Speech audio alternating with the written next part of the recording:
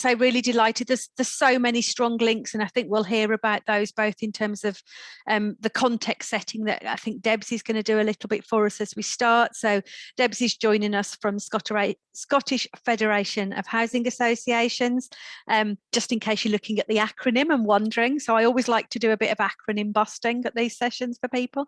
And then we're going to hear from Austin at Spruce, and then last but not least from Tony at Shettleston Housing Association. As ever, do use the chat, do use the Q&A. It's a real chance to ask any questions, make comments, and we will come to those at the end. So don't want to hold you back any further. So I'm going to ask Debs to just really set the scene for our session today, and thank you to all of our speakers. Over to you, Debs. Thanks, Naomi, and thank you so much for inviting us along today to have a chat. And to do some scene setting. So as Naomi says, it's the Scottish Federation of Housing Associations. I'm Debs Allan, and I'm the Innovation and Future Thinking Manager at the Scottish Federation of Housing Associations. So we do try and use some acronyms, because otherwise it takes such a long time for me to explain who I am and what it is that I do. So in terms of an overview, Scotland's housing associations and co-ops have a clear social purpose. As not-for-profit businesses, we provide affordable homes and give priority to those in greatest need. As surpluses are reinvested into our existing stock, community regen and tenant support, with this core function, it's perhaps unsurprising that many social landlords do in fact identify social enterprises. With both sectors working together to build a fair society, there's obviously a shared ethos between the two. But I thought it might be valuable for just to give you a little bit of background about the history of the social housing sector within Scotland. And to do that, it's probably worth reflecting back to the early 1970s, where there was a real movement certainly within Glasgow. And Tony, you'll know this in terms of your proximity to some of these very early housing associations. So it was community grassroots people who came together to tackle corporation, to bring tenements, to bring homes, to bring places that were slums to all intents and purposes back up to a standard that people wanted to be living in. So that started very much in Glasgow, but then it's grown across the country. So examples are there's town centre regeneration, places like Paisley Green, Clydebank and Barrhead. Community controlled and housing associations have been tasked with transforming poor housing conditions in unpopular low demand housing estates, the smaller scale local transfers of houses owned by councils, Scottish Homes and Glasgow Housing Association to local community ownership, and also are responsible for new build housing for both rent and low cost home ownership to provide more housing, variety and choice within neighbourhoods. And jumping forward from the 1970s, 30 years or so, in 2003, Glasgow City Council completed the largest public sector modernisation in Europe, consisting of the transfer of its stock of 81,000 public housing units to Glasgow Housing Association following a ballot of tenants. Now, GHA, Glasgow Housing Association, is now part of the Weekly Group. And I'll talk a little bit more about the Weekly Group a little bit further. So really, the background of the Scottish housing sector, the social housing sector that isn't council, is very much based in grassroots, in community activities, in community control. That's where we started from. So I wanted to move on now very quickly to just some understanding about legal and regulatory requirements and governments. So housing, including social housing, has been in a matter devolved to the Scottish Government since 1999. And there are two overarching acts that support the Scottish Government to do this. So there's the Housing Scotland Act 2014, which protects tenants' interests, supports improvements to housing quality and secures better outcomes for communities. And there's a Housing Scotland Act 2010, which was introduced for the Scottish Housing Charter, which sets the 16 standards and outcomes that all social landlords should be meeting. And in essence, these two acts underpin the acts of the aims of making sure that councils and ourselves housing stock meet the Scottish Housing Quality Standard, supports good practice in housing management by providing advice and guidance for social landlords, ensure the social landlords are monitored through the Scottish Housing Regulator and by promoting tenant participation. So this is coming through again, even in the legislation, that what's really important is that tenants, communities continue to have this voice. And as I said, the Scottish Housing Regulator is responsible overall for ensuring that housing associations are appropriate custodians of tenants' rent and the communities are engaged and consulted. So I thought, again, that it might be, as we've got an audience from not necessarily a housing background, it might be valuable to give you some key facts. So in Scotland, 1.2 million thereabouts people live in social housing, and around half of them live in homes provided by housing associations. So a sizable proportion of Scotland's population lives within housing association homes. So there are, at last count, 154 housing associations and cooperatives in Scotland,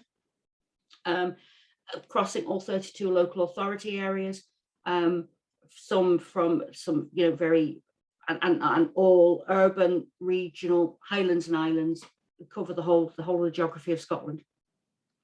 The smallest one is Aberdeen Sir Optimus Housing Society, who partner with Osprey, and they only have 15 units, providing one-bedroom accommodation for single women over the age of 60. And the largest one, as I mentioned earlier, the Weekly Group, which has around 90,000 units. Weekly Group are partnered with organisations such as Glasgow Housing Association, Loreto, Dumfries and Galloway, and Dunedin Canmore, covering the Central Belt, as well as Edinburgh, Lothian and Fife. So the Scottish housing sector is from the very, very small and the very dedicated housing to everything, to the Weekly Group, which is, I say, 90,000 plus houses. So in terms of the amount of houses provided, in 2019, the total number of units were 281,414, which housed a total number of tenants, 295,814. And the Scottish housing sector employs around 14,000 staff. So that gives you an idea of the breadth and the reach of housing associations within communities. So finally, what I wanted to do was just reference the similarities in ethos of the Scottish housing sector and social enterprise, and say, as I said at the top, why I guess that social enterprise and housing associations are such comfy bedfellows. The housing associations and co-ops have a long-standing history of supporting their local communities, with work going far beyond providing housing. So many social landlords work with and support other organisations that are working in the communities to help to protect the most vulnerable. And this can involve project work around financial and welfare advice, employability services, training courses, community gardening, healthy eating, all of these kind of things that the housing association itself provides, sometimes as part of their core service, sometimes part of additional grant-funded activities. Housing associations also contribute to the social enterprise agenda by setting social enterprises up themselves, often through subsidiaries, and by supporting local groups of people to do so. So these things can include, again, community amenities, arts and crafts, childcare, environmental and recycling, catering, hospitality. So we also provide volunteering and training to support local people to set up their own social enterprises. And we can also host social enterprise organisation in premises, often rent-free or with a peppercorn rent. And when Tony comes and does his presentation, he'll be able to give you a flavour of what Shettleston Housing Association are doing in this space. That I think really will beef out that picture and add me to the bones of that picture, hopefully, that I'm able to paint. So very finally, above examples of just some of the many ways in which social landlords work positively benefits tenants and local communities. And as with social enterprises, Scotland's social purpose and ethos of putting people and communities first is the driving force of what we do. This long-standing engagement with social agenda reflects the origins of these organisations as grassroots and community-based, driven forward by local people who want to make positive changes in their neighbourhood and who are willing to invest the time and energy to make that happen. And to me, that sounds like social enterprises are wanting to do as well. So in essence, housing associations are organisations focused on social good, but with an emphasis of housing. So that's me. I look forward to taking questions at the end. And back over to Naomi. Thank you.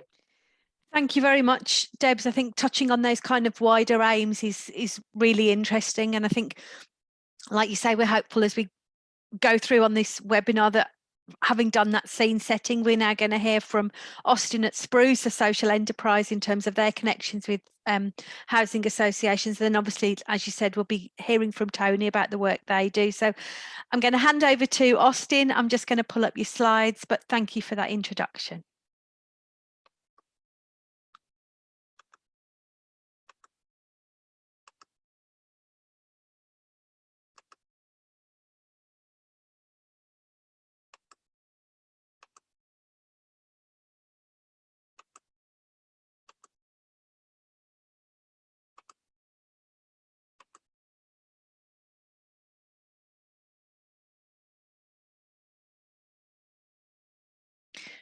Austin, you're on mute. Yeah, that's the really famous bumper sticker, Naomi. Thanks. So I'll say again, thank you to yourself and to Duncan for inviting Spruce to talk to the group today about our interaction with housing associations in pursuit of our environmental and social mission. We really appreciate it.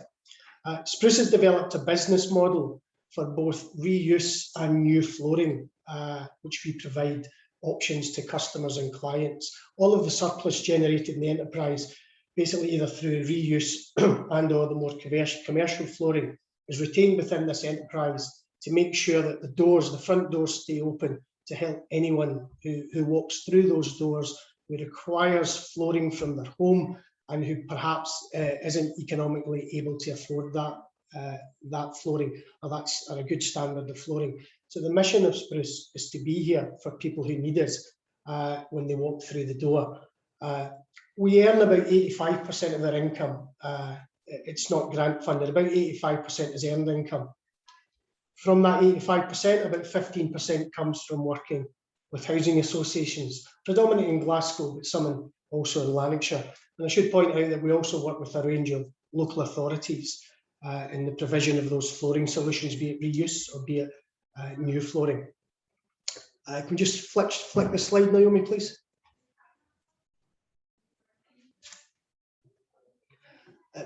Very simply, there are three things that are driving our interaction with housing associations. In fact, driving what the enterprise does as a mission. And simply put, the first one is our focus has been working for 16 years now with manufacturers, wholesalers and suppliers of flooring. Our job is to provide those guys with a sustainable reuse option for their materials.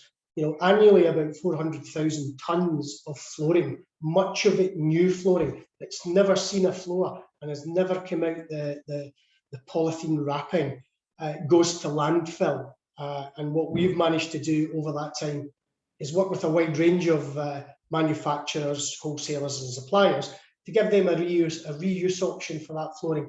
And thankfully, many of them have effectively chosen Spruce as part of their sustainability agenda. So they become our donors. They donate a lot of that material to Spruce. So that creates, if you like, our material supply.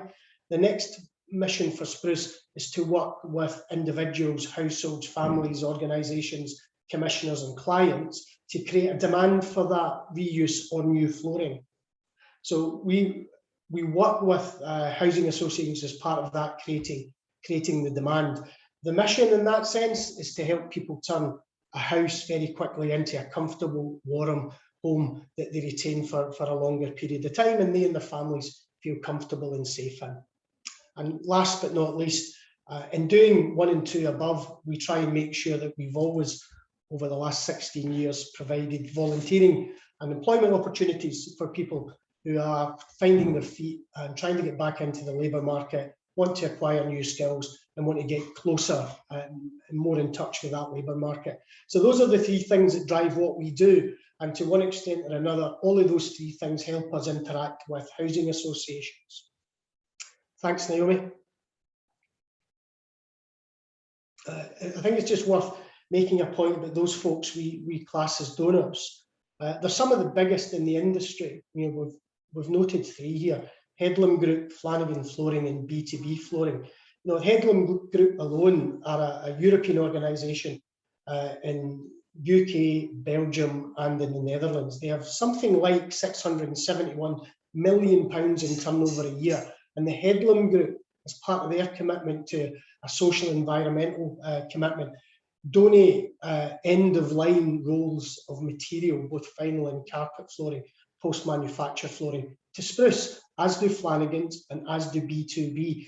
These organisations and a few others like them have made a very clear decision about how they run their environmental policies, the decisions they make to try and create both a social benefit and an environmental benefit, help drive our supply, our material supply. So we're entirely grateful to these organisations, some of them very, very big commercial organisations who still find time to support social enterprise, and therefore through us still find time to help some of our many low-income households and individuals secure good quality flooring for their houses and for their homes. Thanks, Naomi. I thought it'd be worth just hanging up a quick slide of some of the associations that we've worked with over the last few months. And I don't know if there's any or many associations on the call, but if you're listening and saying, why isn't my housing association logo there? It's because I have an inability to cut and paste late at night. That's why your logo's not there. Not that we're not grateful for working with you. So we work with roughly, I think, 1/3 of the, over a period of time, about 1/3 of the housing associations in Glasgow. And what we want to do is establish much closer links with many more of those associations. And I'll talk in a minute or two about how we do that. But there are, 60 odd in the city alone. And we work in Lanarkshire, as I say, we work in Inverclyde and other areas. So our mission will be to connect our social mission to the housing associations and the tenants of those associations. Thanks, Naomi. So ways in which we work together, kind of fairly simply put, when Spruce is developing either reuse or new or at times blended solutions, some local authorities and some associations take new carpet from us for some of the properties, and they take reuse donated materials for other properties. It just depends on the budget, what the particular task is in hand, and what we have in stock in terms of material at the time. But we have 2 or 3 ways of doing business with associations. So very simply put, lots of associations have voids. One of the missions of associations is to keep voids at a minimum and have them for as short a time as possible. The longer associations will have voids, the more money it costs them. So often decisions will be taken in some associations to provide flooring in those voids in order to let them quicker. That's one area in which we can help in a reuse or a new solution, and we do that often. Associations have a certain percentage of their stock that they designate or they ring fence for individuals or families experiencing periods or at risk of homelessness. And in order to get those folks, those families and those people into houses, get them stable and get them on the track to tenancy retention, they often take the decision to provide some kind of welfare support to those individuals or families. And that can often come in the shape of white goods, it can often come in the shape of flooring, and we're there to help the associations get best value when they're spending some of their money, whether it was wider role money or whether it's association money. They can come to us and we can floor those tenancies for families or individuals who are taking up a tenancy having experienced homelessness.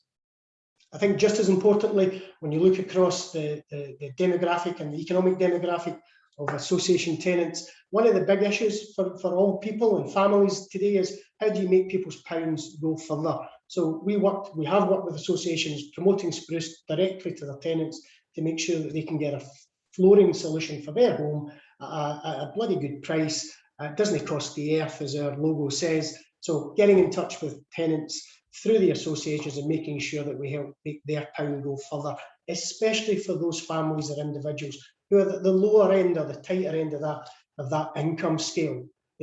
That's a mission that associations have. We've clearly got that at the heart of what we do. It makes sense to work together on it. Spruce also deliver a commercial flooring solution, often to housing associations. Recently, we worked with a few associations who are doing mid-market rent builds, and often as part of that mid-market rent provision, they will floor, the housing association will provide a flooring package in those homes and those tenancies, and a few of them recently are coming to Spruce to say, either as part of a main contractor procurement or as a direct subcontract, can Spruce provide either a reuse, but more often a new solution to those properties, and we're more than happy to do that with associations. And as I say, if it's a new solution, any surplus generated from that solution goes back into the mission of the enterprise. We've come across a few associations recently who are diversifying their association in a group structure, and a few of them are creating letting businesses and they're managing lettings, either commercial or residential. We have often helped on that type of property as well, and whether that's ad hoc flooring requirements for the tenancy they're managing, we're more than happy to do that. And finally, there's a full kind of commercial refurb solution that Spruce have developed over the years. So whether one association at the minute is kind of doing that kind of phased return to the office in a kind of blended home and office approach, that means they're reconfiguring their offices.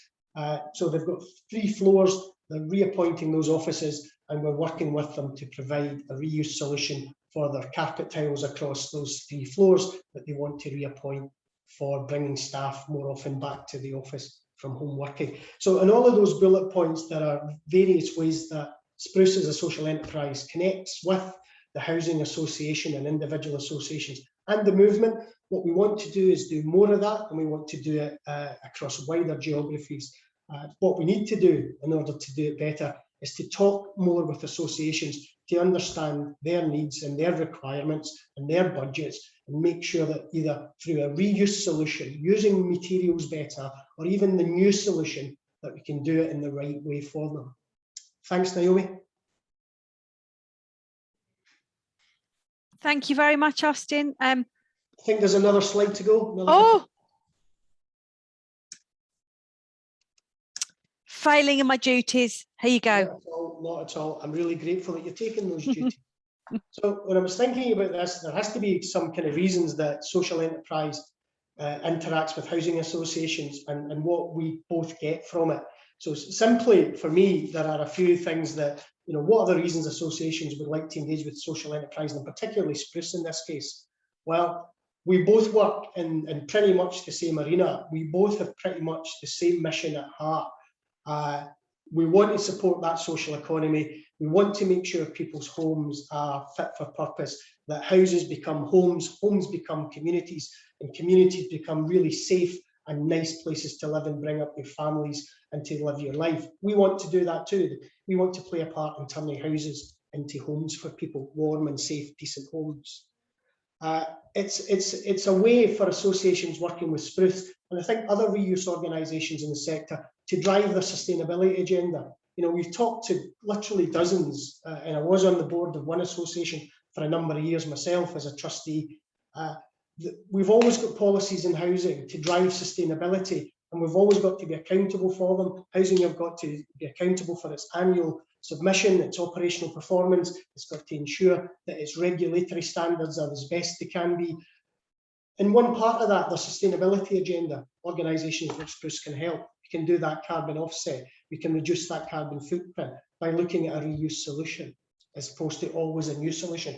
I'm very mindful of very busy housing officers who are chasing to get developments finished and are up against a deadline to get them let. And it's often easier just to simply default to the new solution. Well, you can do that with Spruce if you want to, or we can come and talk to you about a reuse solution, but it will help your sustainability agenda. That makes it good to report to your board, keeps your chief exec happy and the board's happy, and we're fighting the good fight in terms of their environmental as well as the social mission. I think it's massively important, a reason to work with us and with social enterprise generally. We tend to help people's pound go further. We're not chasing distributing profits. We create surpluses for our enterprises. We reinvest those surpluses. So even that surplus is reinvested for social good and for social purpose. But helping people's money go further, helping tenants probably on low incomes get by, that's a fairly good reason to get up in the morning. So that's what we do. And that's what housing associations can facilitate. Not taking that easy option, I think I mentioned a minute or two ago, but committing to supporting the social and circular economy, I think is a pretty good reason and a pretty good rationale for housing associations. It's a good thing to do. It has to be done in the right way, and that's the last bullet point. Because we're social enterprise doesn't mean we can compromise on standards, on quality and on service. Whether it's a housing association, a local authority or a commercial organisation who engages with its social enterprise, the very least they can expect is that we meet the same standards, we deliver the same quality, we are competitive on the price for our service or materials, and that the service is absolutely up to their expectation. And if it's not, then we need to relook at what we're doing and how we're doing it, like any other organisation would do. One more slide, I think, Naomi, and that's us done. It's worth mentioning the last point in terms of social enterprise and how we diversify and how we look to improve our social impact. Over here at Spruce, we've always run a volunteering and employment programme as one of the third legs of our mission. And recently we've started to develop that volunteering programme out, and we want to engage with housing associations in that. It's called our Community Health Navigator programme. We will fund through our own generated surpluses volunteering programmes, which we hope to engage with housing associations to create what we call community health navigators in different areas of the city. So we will train community health navigators, attach them to practice supervision through qualified professionals, and to help organisations and especially housing associations that are interested in their community's health and well-being. We really love to engage with those guys to show how community navigators can help supplement and add to the existing strategies they have. Finally, we're a Kickstart intermediary as a social enterprise. 30 young people coming through our doors in the last few months, placing them with employers in the reuse and third sector and getting them into employment. Really important to blend that volunteer and employability drive that we have in social enterprise generally, specifically in Spruce. We would really want to figure out how we do that better with a hand in hand with housing associations. Naomi, that's me. Thank you. Thank you very much, Austin. Apologies, I slipped up on one of your slides, but I think we got there. And you know, for me, the things that really resonate to that point you made about kind of the link of saving people money and being cost effective. But obviously, I think we had you on one of our sessions a few weeks ago talking about kind of social enterprise and the whole net zero agenda. And we know that rightly is maybe one day it will be treated as an emergency, but there's still so much more we can actually do around net zero and those climate targets. So really important to remember that too. So thank you very much. Handing over next to Tony. I know Tony's going to share with us some thoughts about working with social enterprises, so over to you. Thanks, Naomi, and that was really interesting, Austin. Hopefully people can see my slides on the screen now. Yes, we can see them. Yeah, okay, that was great, Austin. And if we're not one of the organisations, I don't think we are, that are currently working with you, then we will be in touch shortly. So I just wanted to give you all a bit of a flavour of what a bit of a flavour about the association, what we do, how we currently work with other social enterprises, and to sort of finish with some thoughts about opportunities and issues that might be there in terms of joint working. Very conscious I'm the third presentation, and I know what it's like sitting through these things sometimes, so I'll try and be as quick as I can so we can get on to the discussion afterwards. So firstly, just again, this is really just, I suppose, echoing what Debs was saying at the start about our purpose and our vision and our values. And I think if you went to every housing association's business plan in Scotland, you'd see quite a lot of commonality around that stuff. In addition, for us, we are a community controlled organisation. We've got a specific community focus, so that makes us a bit different to some other organisations. But otherwise, that kind of purpose of being about improving housing conditions, but of being about a lot more than that as well, I think is common to a lot of associations. Again, just very briefly, Debs touched on a lot of this earlier. In terms of our origins and how we've developed over the years in terms of our core business, we were formed in 1976 at a time when the East End of Glasgow, like lots of other parts of the inner city part of Glasgow, was struggling. You know, the areas were becoming depopulated.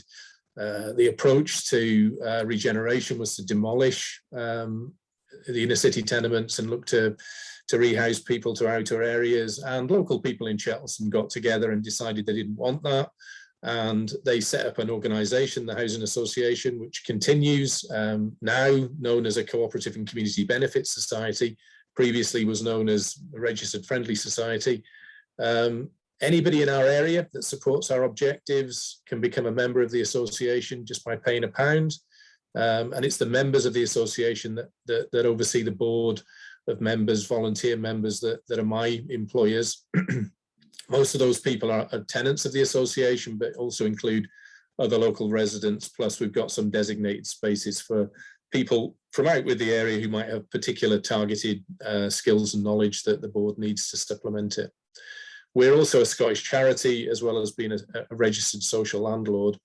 I mean, our business really grew over the years. Firstly, the focus was very much on the acquisition and improvement of the Victorian and Edwardian era sandstone tenements. There was then a big surge in growth through voluntary transfer of ex-public sector housing stock from originally from Scottish Homes, which was a sort of cross-Scotland public housing body, and then latterly, as Debs was alluding to, from GHA, the ex-City Council stock in the area. But we've also been building properties of our own for a long time, 20 years or more. We've built over 500 properties. And that's obviously, all of that involves a very substantial outlay of capital expenditure, but also ongoing revenue expenditure. Just a quick feel for that's what Shettleston looked like in the late 70s. That's the tenements cleaned up. That's our current office, which was previously the Shettleston Cooperative Halls, which was derelict. I remember this back in the late 80s, and we improved it and then subsequently added an award-winning extension that I think got the award for Scottish Building of the Year from RIAS in 2010. So I mean, the impact is not just on housing, but a wider impact on the built environment locally.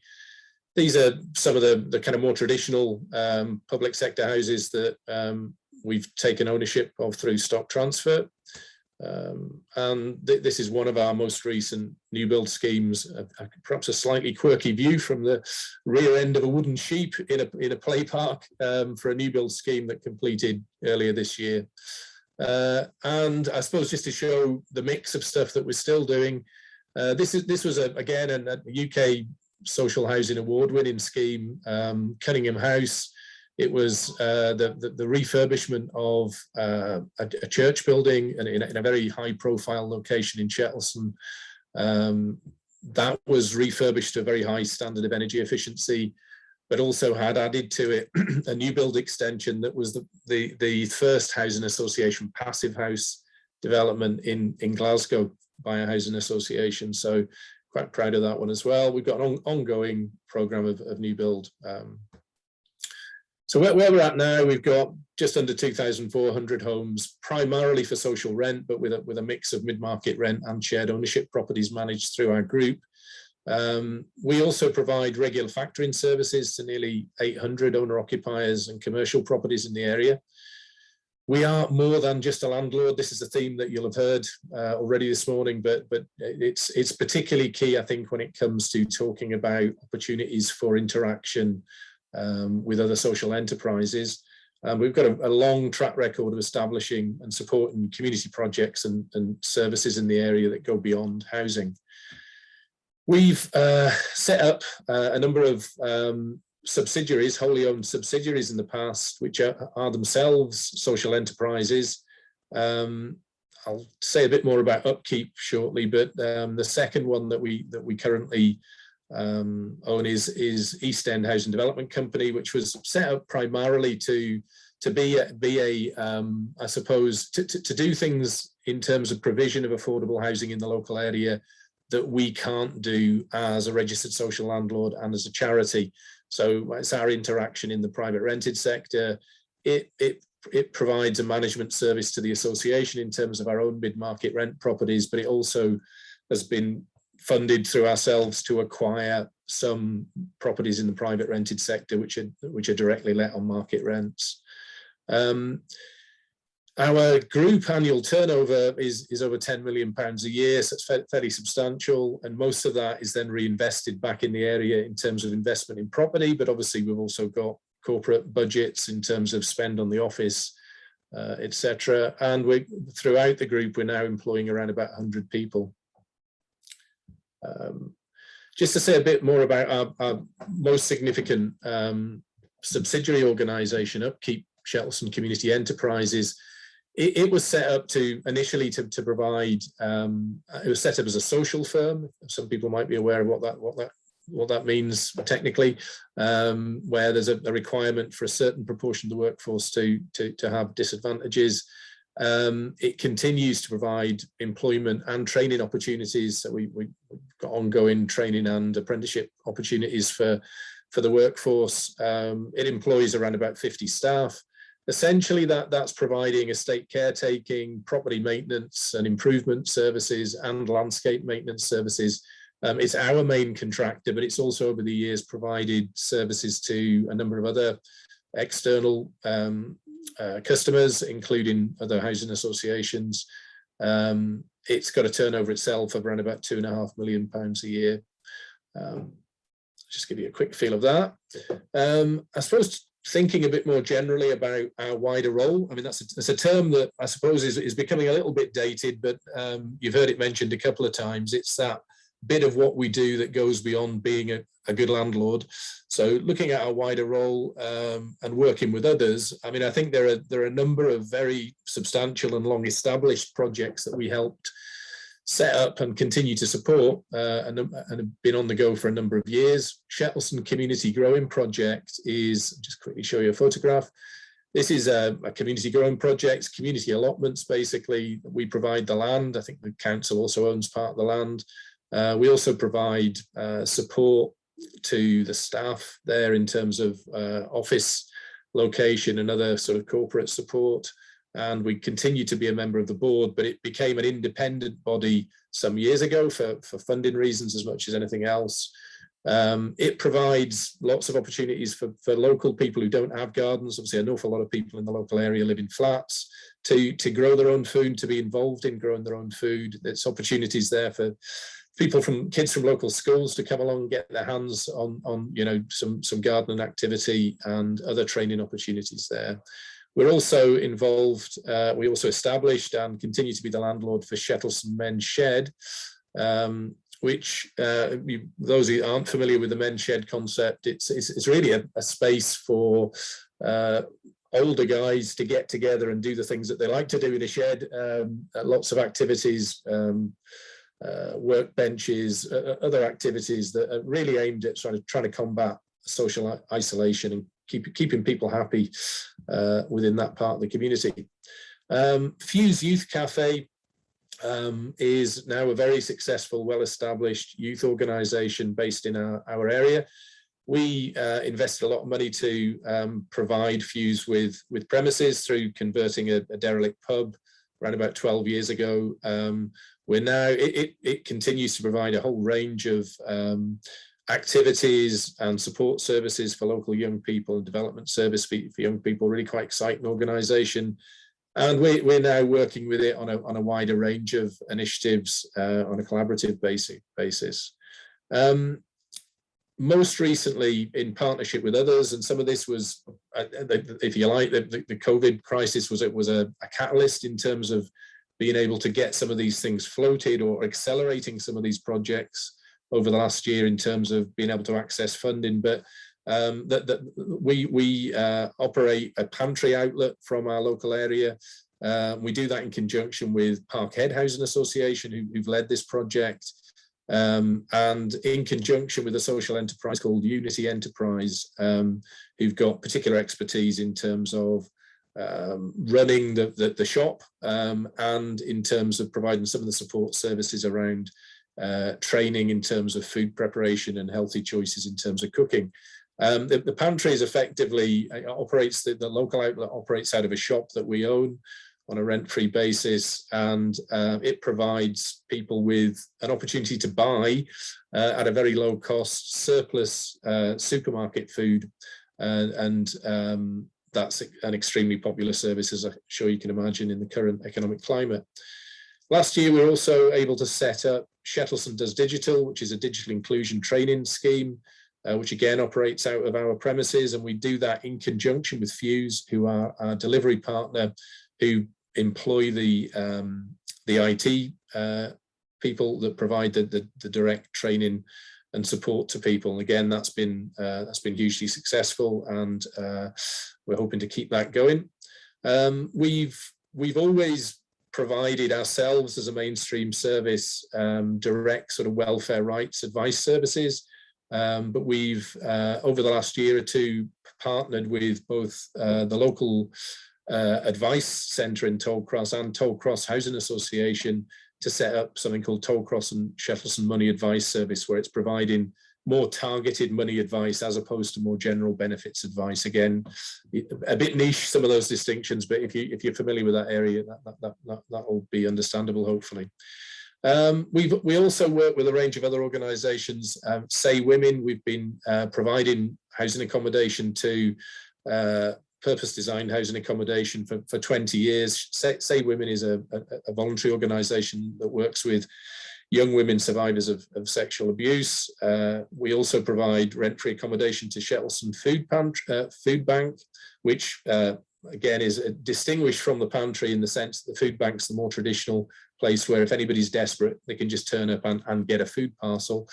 And also we're involved with two other housing associations in a GCVS Community Connectors scheme, which is aimed at providing advice to elderly people in the area. So we host the local workers and are involved more generally in that. So that, I mean, that's a very quick sort of flavour of our interaction with other bodies. Skip through some of those. I suppose just to finish, really, I suppose in terms of some thoughts on how joint working, what the opportunities are for both sides. I suppose in terms of what we think we can offer to the right social enterprise, and I say might be able to offer, but what we potentially can offer, as has been kind of commented on, shared ethos and definite commitment to social purpose objectives. We are stable and generally well-run and resourced organisations, which I think means that that makes us potentially good partners. We've got very good local knowledge, connections and profile. In particular, we've got very established connections and regular communication with our customers, our tenants. And that's obviously, that's often been something that some of the organisations that we have partnered with have seen as being particularly useful. Obviously, we procure works, and a lot of that work is, as I mentioned earlier, work that's around the improvement or the maintenance improvement of properties, but also as a kind of corporate body, we are also doing things like having to refurbish offices and buy new carpets, Austin. So yeah, so we're potentially a source of sales from that point of view. We're also potential partners in terms of being able to access grant funding, and that can be grant funding that's only attributable to housing associations, or grant funding that's more generally attributable, but which, if you're partnering with a housing association, sometimes that can add a fair bit of heft to support the strength of the overall application. As I mentioned, we own accommodation, in our case, not just flats, but also some shop premises. So that's also been the focus for joint working in the past.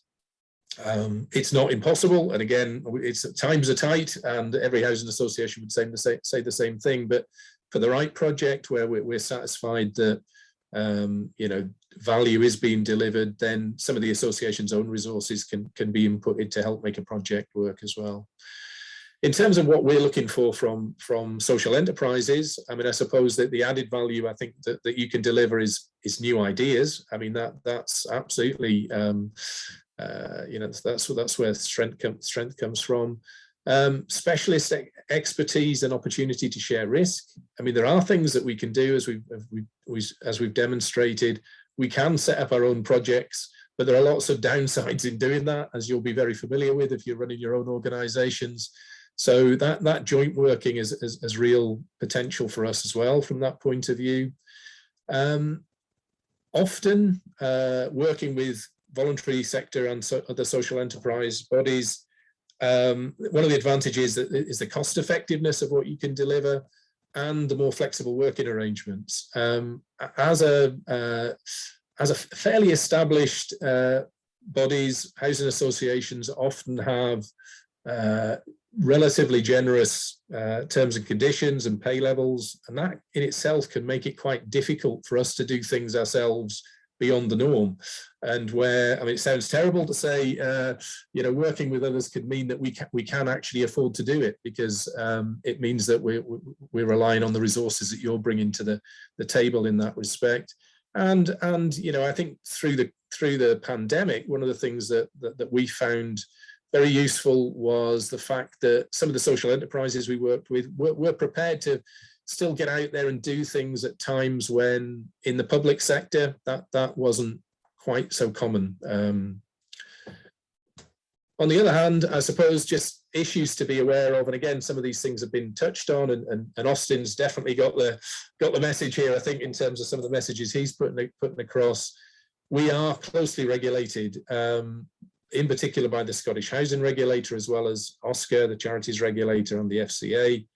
We're not technically part of the public sector, but we are required to act like we are in a number of respects, including in relation to procurement legislation. That's toughened up quite a bit in the last 2 or 3 years.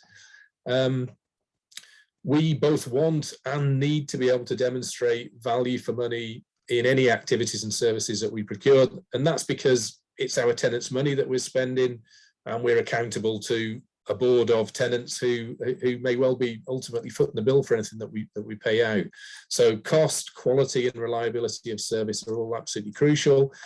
We get a warm, fuzzy feeling if we're able to work with social enterprises, but I can tell you from bitter experience, having to terminate contracts with social enterprises that don't deliver doesn't make you feel very nice. But it's, you know, we're all working in an environment where cost does have to be to the forefront. The last thing I'd probably say is that if you're approaching community-based housing associations, and it might seem obvious to state this, but they are highly likely to be focused on the benefit that you can bring to their particular area. And that might not just be in terms of the service that you're offering, that might be the same service you would offer anywhere.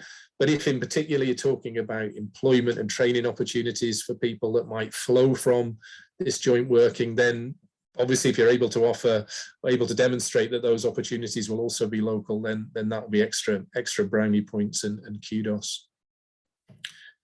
I think that's all I had to say at this point. I'm happy to try and take any questions, answer any questions. Thank you, Tony. Again, another great presentation, and I took a few notes from that, and I think it really went well, I think, with Austin's note around quality and delivering good services, and that note about kind of it's never easy having to terminate a contract if things don't go well, but this is about getting relationships that work for both, and that quality is absolutely critical. And we're always, I think, certainly urging our social enterprises that, you know, the social is brilliant. People will really support that as part of a contract, but you have to meet the basic quality of what someone's actually procuring and what they're asking for. And that has to be your main focus as well. So getting that balance right is really important. There is a great question that's come in the chat for you, Tony, and I didn't know if you'd had the chance to see it, but someone was asking, does Shettleston see itself as a social enterprise or as a registered social landlord that supports social enterprise? I thought that was a great question. Yeah, I think it is a good question. I mean, I think we are a social enterprise, absolutely. I think the reason why housing associations probably focus on themselves as housing associations, or perhaps more generally as social housing providers, is because of the very particular circumstances in which we operate. In one sense, what distinguishes us, we're lucky in that, unlike a lot of voluntary organizations, once we're established and we have that upfront capital grant funding, we've got a fairly steady income stream, and that does give us some comfort. But the flip side to that is, and this is the quid pro quo for getting the grant funding, is that we're subject to these other legal and regulatory requirements that make us a bit different to most social enterprises. Now, what's absolutely clear is we are not part of the public sector. And in fact, the Scottish government in the last couple of years has had to make that very clear, because at one point there was a suggestion by the Office for National Statistics that housing associations, because of the level of regulation and funding, might be considered to be part of the public sector. The Scottish government was very worried about that, because it would have meant that all of our debt, and we've got about 45 million worth of borrowing, just to give you some sort of background there as to how we are a commercial organisation, all of that debt, if we were deemed to be a public sector organisation, would pass to the Scottish government. So they went out of their way and legislated to make it very clear that we're not. So not just legally and technically, but also morally, how every housing association thinks about itself is, I think, as lots of social enterprises will. And I'm very conscious that the term social enterprise covers a whole range of different types of organizations and individual-led organizations. But I certainly see us as part of the wider voluntary and social enterprise sector.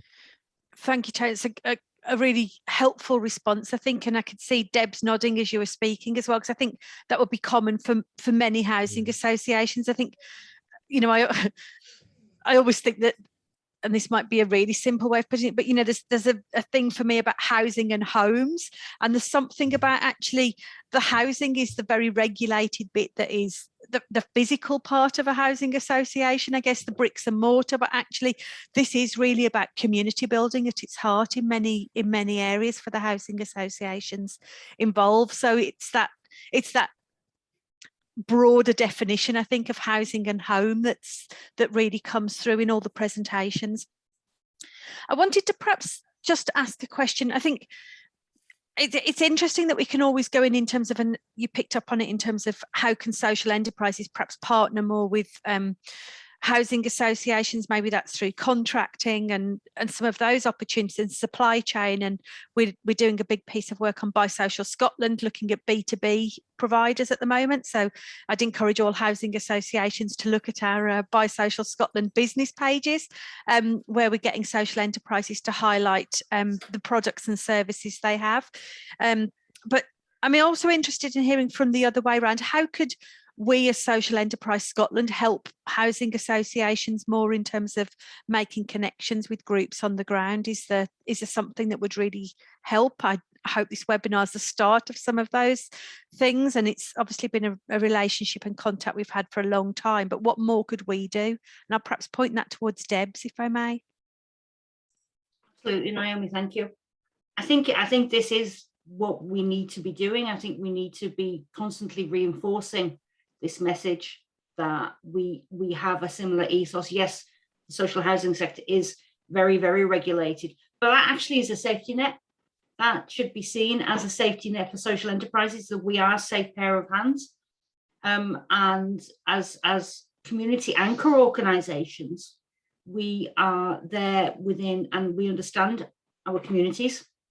And you know, and that could be argued that that's diluted somewhat with some of the bigger mergers, but there is still at the core a very community-based aspect. So I think it's about this networking. I think it's about conversations. I think it's about raising this agenda again and again, but also being able to provide examples like Tony has come up with, or being able to share with us, but also Austin and Spruce. And Austin, I used to be at Lindstone, and we worked with Spruce quite closely for a number of years.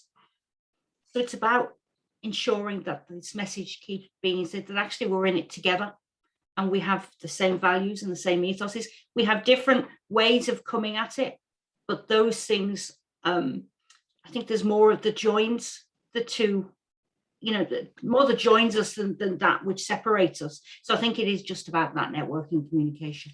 It is, isn't it? And I think, I mean, it's obviously been a bit harder in the last 2 years with COVID in terms of the face-to-face and perhaps some of the involvement in conferences and some of those connections. But, you know, equally, this is a great way where it's easier actually sometimes to connect with a wider range of organisations when geography is not such a barrier. So I think it'd be great if we could do more in terms of these kind of platforms, and we can look at maybe showcasing some of the social enterprise providers. And it sounds like there's already good connections being made today with Austin and Tony. So, you know, it's a great start, I think. So that's brilliant.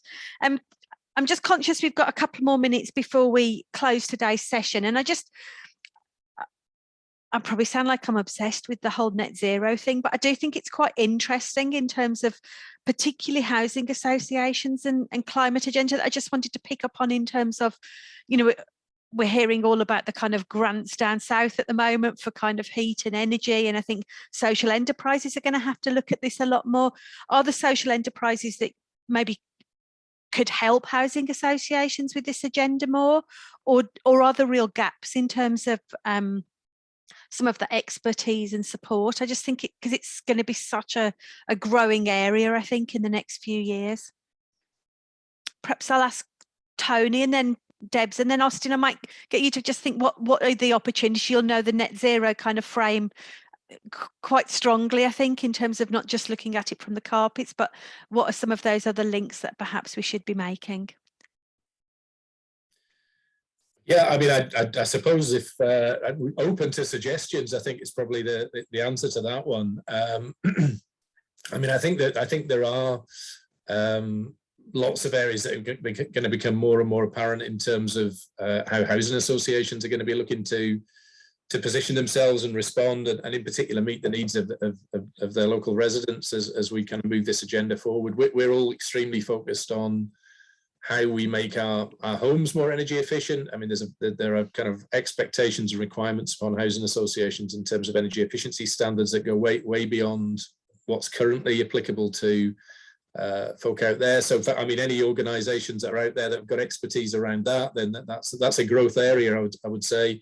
I think more generally, I mean, I think that the sort of examples that perhaps the lower profile stuff, but the sort of stuff that Austin's talking about is great, because there's that whole range of other ways in which we need to be thinking more environmentally and sustainably. I mean, you know, one issue I was talking to the Upkeep Board about last night was just in terms of the large areas of open land that we currently manage, and like most landlords or large kind of bodies that have got areas of grass that we have to maintain, we're cutting it to the scalp on a regular basis, and looking at what a number of other local authorities are doing around the country, looking at how biodiversity can be encouraged through that. I think it's a real potential area for us. Now, that's something I'd quite like our in-house social enterprise to be looking at in terms of how we can start to perhaps foster biodiversity.